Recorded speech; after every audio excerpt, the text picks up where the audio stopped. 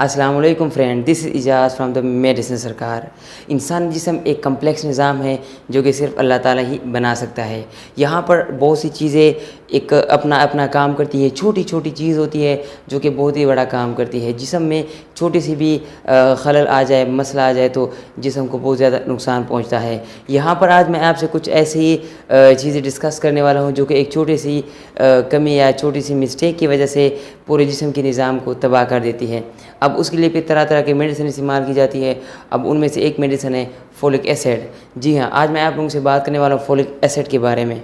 Folic acid एक vitamin का form है जो कि यहाँ पर जिस्म की जो कमी होती है फोलिक एसिड की, उसको पूरा करती है। तो आज मैं आप लोगों से बात करूँगा फोलिक एसिड के बारे में कि फोलिक एसिड कौन कौन सी कंडीशन में इस्तेमाल होता है, कितनी मिकदार मिलनी चाहिए और कौन कौन सी बीमारियों को ठीक करता है। क्योंकि फोलिक एसिड की बेशुमार फ़वाइद है जो कि शायद बहुत कम लोग जानते हैं। अक्सर हम ये समझते हैं कि शायद ये सिर्फ खून की जो कमी होती है उसमें इस्तेमाल किया, लेकिन नहीं, इसके बहुत ही बेशुमार फ़वाइद हैं जो कि आज मैं इस वीडियो में आपसे डिस्कस करने वाला हूँ। तो मेक श्योर वीडियो को एंड तक देखिएगा, लाइक और शेयर जरूर कीजिएगा, चैनल पे नए चैनल को सब्सक्राइब करें, बेल आइकन बजाइएगा ताकि हर वीडियो की नोटिफिकेशन सबसे पहले आप तक पहुँच सके। फोलिक एसिड यहाँ पर बहुत सी ब्रांड्स आजकल बनाती है, लेकिन फ़िलहाल जो मेरे पास है वो ज़ाफ़ा कंपनी की तरफ से हैं। अगर यहाँ पर हम इसकी प्राइस की बात करें तो ये पाकिस्तानी मार्केट में 52 रुपीज़ में अवेलेबल है। एक जो बोतल होती है उसमें 100 टेबलेट मिल जाते हैं और ये 5 मिलीग्राम की एक टेबलेट होती है। यहाँ पर हम सबसे पहले इसकी इंट्रोडक्शन करते हैं कि फोलिक एसिड क्या चीज़ है। फोलिक एसिड एक्चुअल में विटामिन बी का एक फॉर्म है और ये फोलिक एसिड की डिफिशिएंसी हमारे जिस्म में जब कम होती है उसको ठीक करती है। अब यहाँ पर हमारे जिस्म में जो इम्पोर्टेंट चीज़ है वो है फोलेट एक्चुअल में हमारे जिस्म में एक नेचुरल फोलिक एसिड है जो कि बनता है, और जब उसकी कमी हो जाती है तो फिर हम यहाँ पर बाहर से मसनूई तौर पर से जो मेन मेड फोलिक एसिड है यानी फोलेट है वो हम देते हैं। चूँकि फोलेट जो है वो हमारे जिस्म में नेचुरल पाया जाता है, जब उसकी कमी हो जाती है तो फिर हम फोलिक एसिड देते हैं। फोलिक एसिड भी वही सेम फोलेट है, लेकिन ये मेन मेड है और फोलेट नेचुरल होता है। अब फोलिक एसिड बहुत सी सब्जियों में और मेवों में भी पाया जाता है, जिनमें से बीन्स, पीज़, ऑरेंज और गंदम के जितने भी प्रोडक्ट्स होते हैं, गंदम से जो बनाए गए होते हैं, और गोभी, इन तमाम चीज़ों में फोलिक एसिड पाई जाती है। और भी इंग्रेडिएंट्स होते हैं, लेकिन फिर मैंने थोड़ी सी मुख्तसर की है, छोटी छोटी इंपॉर्टेंट चीज़ें वो मैंने बता दी है। तो इन तमाम चीज़ों में भी फोलिक एसिड पाया जाता है। फोलिक एसिड को मिथाइल टेट्रा हाइड्रोफोलेट भी कहा जाता है और ये वाटर सॉल्युबल विटामिन बी की एक फॉर्म है। और फोलिक एसिड को सन 1998 से हमारे जितने भी खुराक से जो प्रोडक्ट्स होते हैं, जो बाज़ार से हम लेते हैं, खाने वाले जितने भी प्रोडक्ट्स होते हैं, उसमें इसको मिलाया जाता है। अब हम बात करते हैं फोलिक एसिड की यूजेस और बेनिफिट्स के बारे में। फोलिक एसिड कौन कौन सी कंडीशन में इस्तेमाल होता है, कौन सी बीमारी को ट्रीट करता है। अब यहाँ पर एक इम्पॉर्टेंट चीज़ ये है कि फोलिक एसिड कुछ कंडीशन में ख़ुद ही काम करता है, लेकिन कुछ कंडीशन में दूसरे टेबलेट के साथ अगर इसको दिया जाए किसी पेशेंट को तो वो उस बीमारी को ठीक करने में मदद करता है। सबसे पहले जो आम और कॉमन कंडीशन है वो ये है कि फोलिक एसिड की कमी अगर जिस्म में हो जाए, यानी फोलेट की कमी हो, तो फिर फोलिक एसिड दिया जाता है और इससे फिर फोलिक एसिड की जो कमी है वो पूरी हो जाती है। दूसरे नंबर पर है अगर जिस्म में होम्योसिस्टीन की जो मिकदार है वो ज़्यादा हो जाए ब्लड में, तो उस कंडीशन में भी फोलिक एसिड को दिया जाए ताकि जो होम्योसिस्टीन है उसकी जो मिकदार है, जो लेवल है, वो कंट्रोल हो जाए, नॉर्मल लेवल पे आ जाए। अब होम्योसिस्टीन क्या है? ये एक अमीनो एसिड है यानी प्रोटीन है, और ये जब ज़्यादा हो जाए हमारे जिस्म में तो फिर ये गुर्दों और दिल के अमराज पैदा करता है। तो इनडायरेक्टली अगर कहा जाए कि ये गुर्दों की बीमारियों में भी इस्तेमाल होता है और दिल की बीमारियों में भी इसको इस्तेमाल किया जाता है, क्योंकि जो होम्योसिस्टीन है वो दिल की बीमारियों में भी पैदा करता है। वो ख़वातीन जो हमल है उनको, ये वो प्रेग्नेंट है तो वो ख़वातीन भी इसको इस्तेमाल करती है, वो करना चाहिए, लाजमी है। और जिन ख़वातीन का मिसकैरेज हो जाता है यानी हमल नहीं ठहरता, तो वो ख़वातीन को रेगुलर इसको इस्तेमाल करना चाहिए। इससे उनका जो हमल न ठहरने का जो मसला है वो इंशाल्लाह हल हो जाएगा, हमल ज़ाया नहीं होगा। इसके अलावा फोलिक एसिड को बहुत सी कंडीशन में इस्तेमाल किया जाता है, जैसे कि डिप्रेशन यानी टेंशन और जो परेशानी है, खफगी, इन तमाम कंडीशन में फोलिक एसिड को एंटी डिप्रेसेंट मेडिसिन के साथ दिया जाता है तो फ़ायदे करता है। अब इसके बाद जो और कंडीशन है उनमें स्ट्रोक है यानी दिल का जो मसला है, दिल का जो दौरा है, उस कंडीशन में भी फोलिक एसिड को दिया जाता है। अब यहाँ पर एक चीज़ नोट करें कि अगर किसी टाइम किसी पेशेंट को स्ट्रोक हो जाए तो उस टाइम पे फोलिक एसिड नहीं दिया जाता। हाँ, उससे पहले रेगुलर डे बाय डे दिया जाता है ताकि जो स्ट्रोक की जो कंडीशन है वो कंट्रोल में रहे बाकी मेडिसिन के साथ। लेकिन स्ट्रोक की जो बीमारी है, जब अचानक स्ट्रोक हो जाए उस टाइम पे ये कंट्रोल नहीं करता, ना ही ठीक करता है। और इसके अलावा फोलिक एसिड को अक्सर विटामिन बी के कॉम्बिनेशन के साथ दिया जाता है, यानी फोलिक एसिड के साथ अगर आप विटामिन बी भी दें तो बहुत ही एक अच्छी बात होगी। और इसी तरह ही अक्सर जो ट्रीटमेंट है वो दिया जाता है। इसके अलावा कुछ सीरियस कंडीशन जैसे कि किडनी जो डिजीज़ है मैं पहले बता चुका हूँ, तो यहाँ पर अगर किडनी डिजीज़ की बात की जाए तो फोलिक एसिड को किडनी प्रॉब्लम में अगर दी जाए तो बहुत ही अफाका देता है, क्योंकि यहाँ पर फोलिक एसिड जो है वो होम्योसिस्टीन को ट्रीट करता है। और 85% जो किडनी पेशेंट होते हैं उनमें होम्योसिस्टीन की वजह से किडनी प्रॉब्लम हो जाते हैं। 50 यानी 100 में से 85 लोग होम्योसिस्टीन जो अमीनो एसिड है उसके हाई लेवल की वजह से किडनी के बीमार होते हैं। तो चूँकि होम्योसिस्टीन फोलिक एसिड से ठीक हो जाता है, तो इसलिए अगर आप किडनी पेशेंट में फोलिक एसिड दे दें तो बहुत ही फ़ायदेमंद टेबलेट है और आपकी जो कंडीशन है किडनी का जो मसाइल है वो ठीक हो सकता है। इसके अलावा जो फोलिक एसिड है उसको न्यूरल ट्यूब डिफेक्ट्स में भी दिया जाता है। अब न्यूरल ट्यूब डिफेक्ट्स क्या है? ये कंडीशन है जिसमें जो बच्चा है जब वो मतलब यहाँ पर अगर हमल जिस वक्त ठहर जाता है तो ऑलमोस्ट 4 हफ्ते के बाद फिर यहाँ पर जो जिस्म है वो बनना शुरू हो जाता है, और वहाँ पर जो दिमाग है और जो रीढ़ की हड्डी है वो बनना शुरू हो जाती है। यहाँ पर मैं आपको एक मिसाल देता हूँ।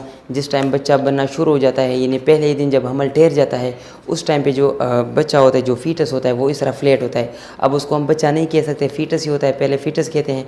वो इस तरह प्लेन ही होता है, फिर आहिस्ता आहिस्ता वो फोल्ड होता रहता है और वो ऐसे ही फिर फोल्ड हो जाता है। और जब इस तरह वो फोल्ड हो जाता है तो ये तमाम जगह क्लोज़ हो जाती है आहिस्ता आहिस्ता। लेकिन कुछ जगहों पर फॉर एग्ज़ाम्पल यहाँ पर ये तमाम जगह बंद हो जाती है, लेकिन ये जगह बंद नहीं हो पाती, ये जगह खुली ही रह जाती है। तो यहाँ पर ये जगह जब खुली रह जाती है तो इससे बहुत ज़्यादा मसला पैदा हो जाता है। अब ये जगह क्यों खुली रह जाती है? ये इसलिए रह जाती है कि इसमें फोलिक एसिड की कमी होती है उस पेशेंट में। तो चूँकि जो फीटस होता है उसको ग़िज़ा माँ से ही आती है, जब माँ में फोलिक एसिड की कमी होगी तो उसके साथ बच्चे पे आएंगे।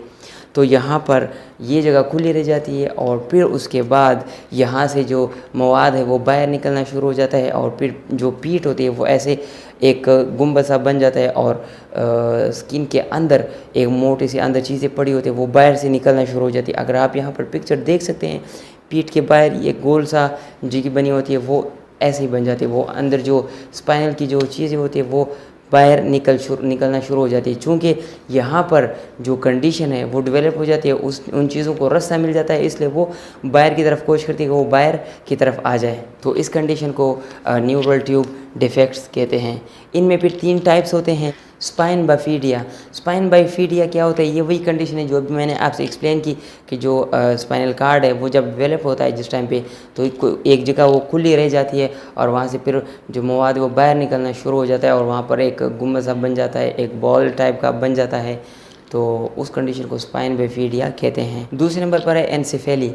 एनसेफेली वो कंडीशन है जिसमें दिमाग, इसके अलावा स्कल और स्कल्प, ये 3 चीज़ें जो है इसका बहुत ज़्यादा बड़ा हिस्सा मिसिंग होता है, यानी मौजूद ही नहीं होता, डेवलप्ड ही नहीं हुआ होता एम्ब्रियोनिक के टाइम, क्योंकि ये न्यूरल जो ट्यूब डिफेक्ट्स है उसकी वजह से होता है। अगर आप यहाँ पर देख सके तो ये कंडीशन है और इसको एनसेफेली कहते हैं। जो कंडीशन है वो है एनसेफालोसेल।